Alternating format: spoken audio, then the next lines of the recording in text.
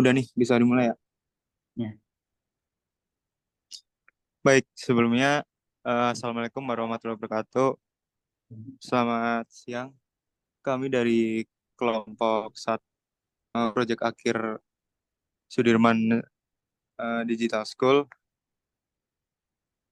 Kami di sini mengambil tema vintage dengan judul besar platform vintage yang memperketat sistem peminjaman online sehingga menciptakan peminjaman online yang bermoral. Sebelumnya perkenalkan, nama saya Naufal Ilsa Maulana dari perwakilan data analis.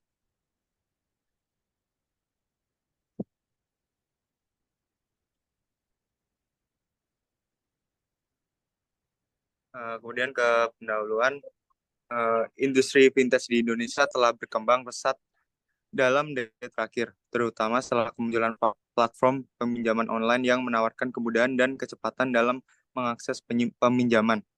Platform ini seperti peer-to-peer lending, P2P atau P2P lending telah memberikan opsi kepada masyarakat luas untuk meminjam uang dengan syarat-syarat yang relatif mudah dan tanpa kerumitan yang sama seperti peminjaman konvensional dari bank atau koperasi. Namun bersamaan dengan perkembangan ini muncul tantangan signifikan terkait dengan manfaat dan efektivitas penggunaan pinjaman online. Beberapa faktor utama yang perlu diperhatikan termasuk risiko tinggi, di mana pinjaman online seringkali memiliki tingkat suku bunga yang lebih tinggi dan tenor cicilan yang lebih singkat dibandingkan dengan pinjaman konvensional. Biaya administrasi yang tidak transparan juga menjadi masalah, sehingga nasabah berpotensi harus membayar lebih banyak dari yang dijadikan. Selain itu, perlindungan hukum menjadi isu penting, karena masalah-masalah hukum yang sering muncul ketika penagihan pembayaran membuat nasabah merasa diperas, diteror, dan diintimidasi. Ini melanggar hak asasi manusia dan Undang-Undang Perlindungan Konsumen. Terakhir, literasi keuangan yang rendah di kalangan masyarakat Indonesia membuat banyak orang kurang memahami risiko peminjaman online secara efektif, sehingga mereka rentan jatuh dalam utang yang berat dan tidak mampu membayar cicilan. Oleh karena itu, perlu adanya perbaikan dalam online peminjaman pada aplikasi vintage agar dapat memberikan solusi yang lebih baik bagi para peminjam. Data yang kami ambil dapat dibagi menjadi dua kategori besar, yaitu data pengguna serta serta data serta data faktor pendorong perbaikan sistem peminjaman online ini. Data memberikan informasi mendetail seperti jumlah user, data umur user, data jenis kelamin user, dan data apakah user tersebut user baru atau lama, dan data rentang pembayaran user. Kemudian data selanjutnya merupakan data faktor pendorong perbaikan sistem peminjaman online berupa data penyebab masyarakat terjerat pinjaman online dan data korban peminjaman online. Data-data tersebut sangat berguna dalam menimbang ulang kebijakan sistem peminjaman online ini. Jadi dapat dilihat ya. Itu masuk ke situ. Data yang didapatkan apa aja? Dari jumlah pengguna, umur user, jenis kelamin user, data customer baru atau lama, kemudian tentang pembayaran user. Kemudian data kedua, data provinsi dengan utang pinjol terbesar, kemudian penyebab masyarakat terjerat peminjaman online, dan data terakhir, korban peminjaman online. Kesimpulan.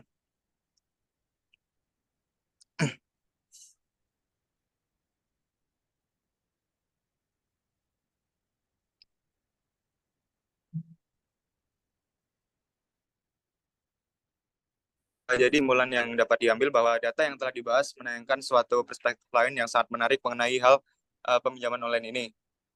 Berikut beberapa hal yang dapat disimpulkan, yaitu satu, mudahnya akses peminjaman online bahkan ke anak di bawah umur yang masih menjadi siswa sekolah sekalipun. Hal ini sangat disayangkan mengingat mereka yang seharusnya masih belajar tetapi bisa mengakses peminjaman online dari HP mereka. Hal ini juga menjadi perhatian serius dalam konteks perlindungan konsumen dan tanggung jawab sosial. Anak-anak dan remaja tidak memiliki pemahaman finansial yang memadai dan hanya ikut-ikutan untuk melakukan pinjaman online dapat terjebak dalam siklus hutang yang sulit mereka kelola. Banyak aplikasi pinjol tidak memiliki sistem verifikasi usia yang ketat sehingga memungkinkan siswa sekolah untuk mengajukan peminjaman tanpa pengawasan orang tua.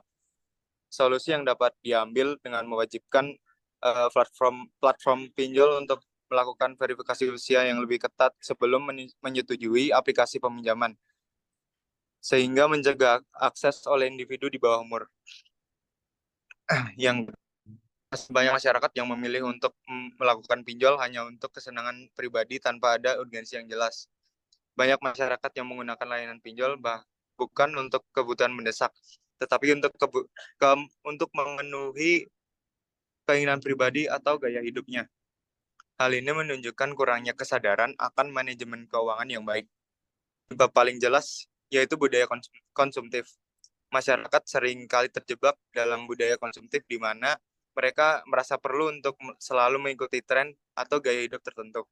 Solusinya dengan memperkenalkan kebijakan di mana peminjam harus menyertakan jaminan atau aset sebagai syarat untuk dapat pinjaman. Ini akan mendorong peminjam untuk berpikir lebih matang sebelum mengambil uang.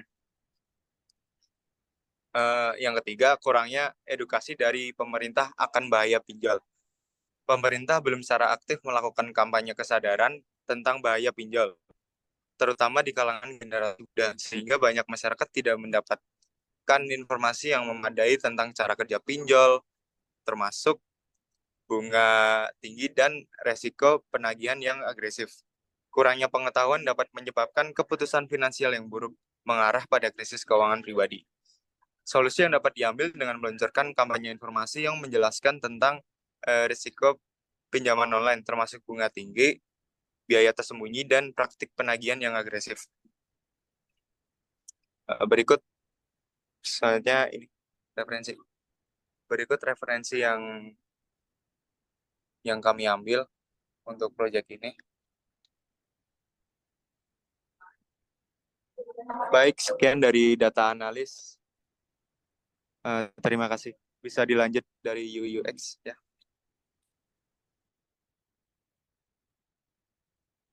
Baik, izin share screen teman-teman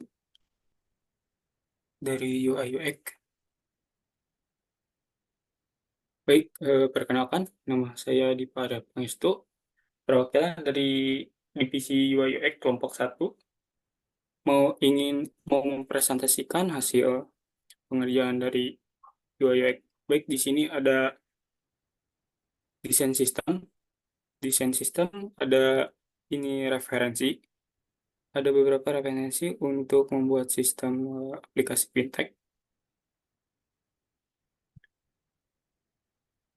Terus di sini ada logo fintech. Dan di sini ada beberapa button.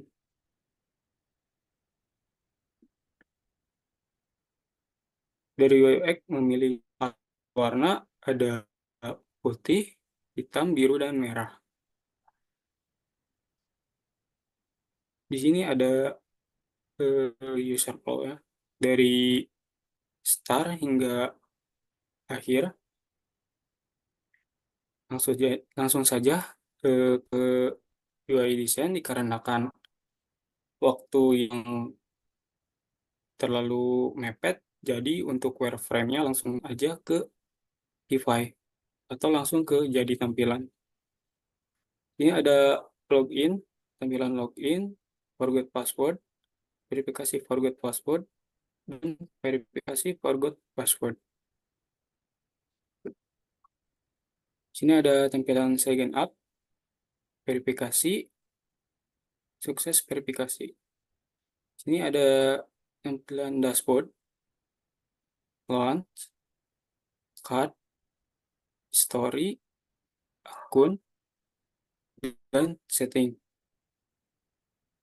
Lalu kita Saya coba untuk mensimulasikan atau mendemokan.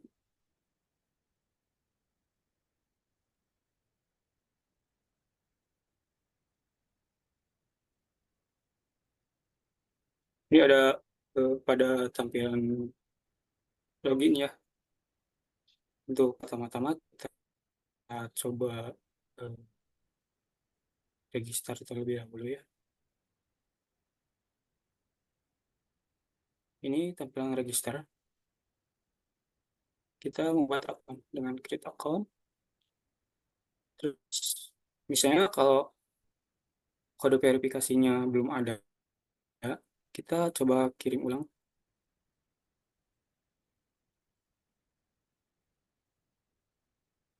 Lalu verifikasi.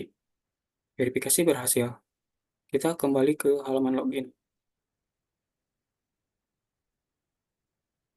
Apabila di halaman login kita misal lupa password, kita bisa lupa password, klik, terus membuat email baru, konfirmasi. Apabila belum ada kode yang masuk kepada email, kita kirim ulang, lalu verifikasi. Verifikasi berhasil. Lalu login.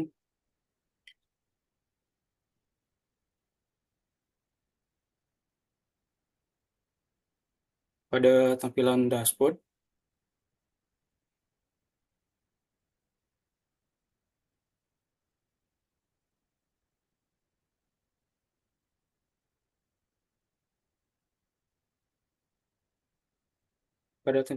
ada card, terus peminjaman, ada data terkait eh, pinjaman online, dan ini ada eh, kalender. Lalu kita coba ke launch. Ada beberapa pinjaman, dan di sini juga ada filter, namun belum ada datanya. Ada card, history. Mohon maaf, history belum dibikin dikarenakan eh, ada kesibukan pribadi, jadi belum beres, belum sempurna sepenuhnya. Pada akun juga belum ada, pada pengaturan setting belum ada. Lalu kita ke logout. Logout kembali lagi ke tampilan login.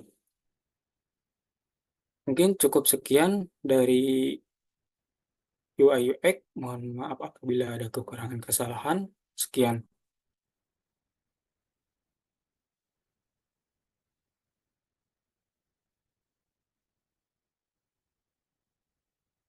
Lalu dilanjutkan kepada Kak Fadlan dari web development. Oke, perkenalkan nama saya Fadlan Maulana Iman sebagai perwakilan dari web developer. Di sini saya akan langsung mempraktekkan sendiri bagaimana cara kerja dari web ini.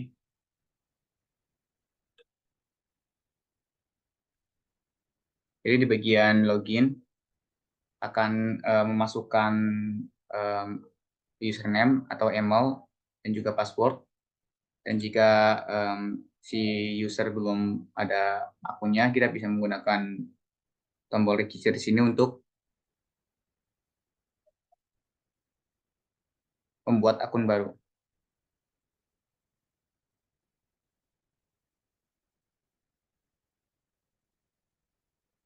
Aduh, oke.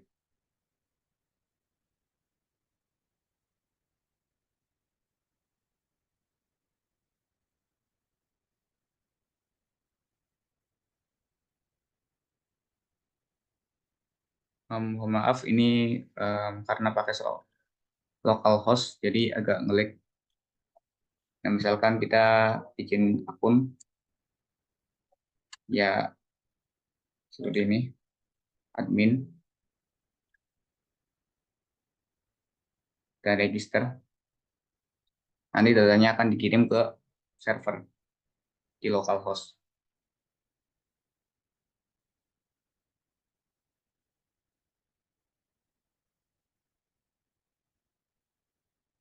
Oke, registration was complete successful. Selanjutnya kita akan coba login ke dalam akunnya. Oke, jadi gunakan admin, login. Oke, login was successful. Tunggu. Nah, setelah login selesai, nanti akan diarahkan ke dashboard. Nah, di bagian dashboard akan ada primary akun, victim of online loans, dan juga ada tanggalan, dan juga ada simple credits. Jika kita mengklik primary akun, ini akan diarahkan lagi ke card.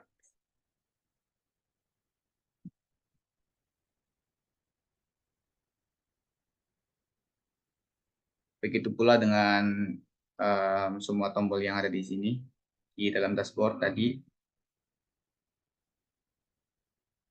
seperti simbol kredit akan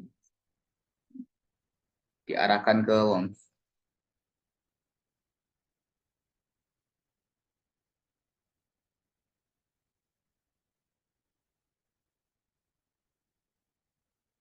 Dan juga ada di bagian akun, dan history dan setting, masih belum disetting, tapi saya akan tampilkan dahulu untuk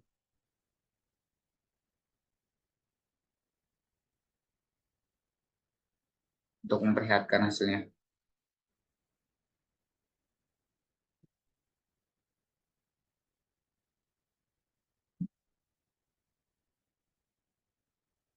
Ya, ada, dan juga ada akun.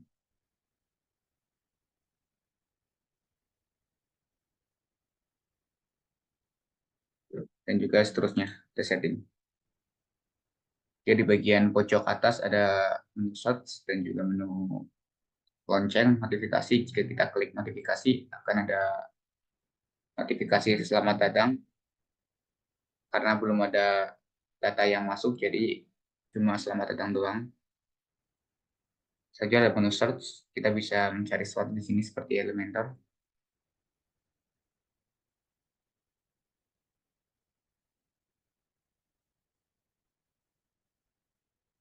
Dan akan kembali ke dalam halaman dashboard dari WordPress.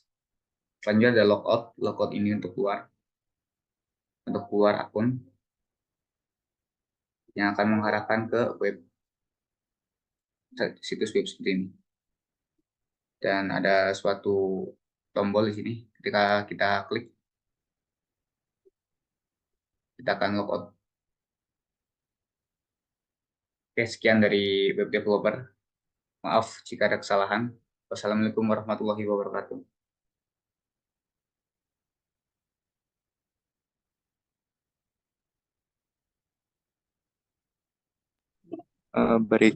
Sekian berikut yang bisa kelompok 1 sampaikan. Kurang lebihnya mohon maaf. Wassalamualaikum warahmatullahi wabarakatuh.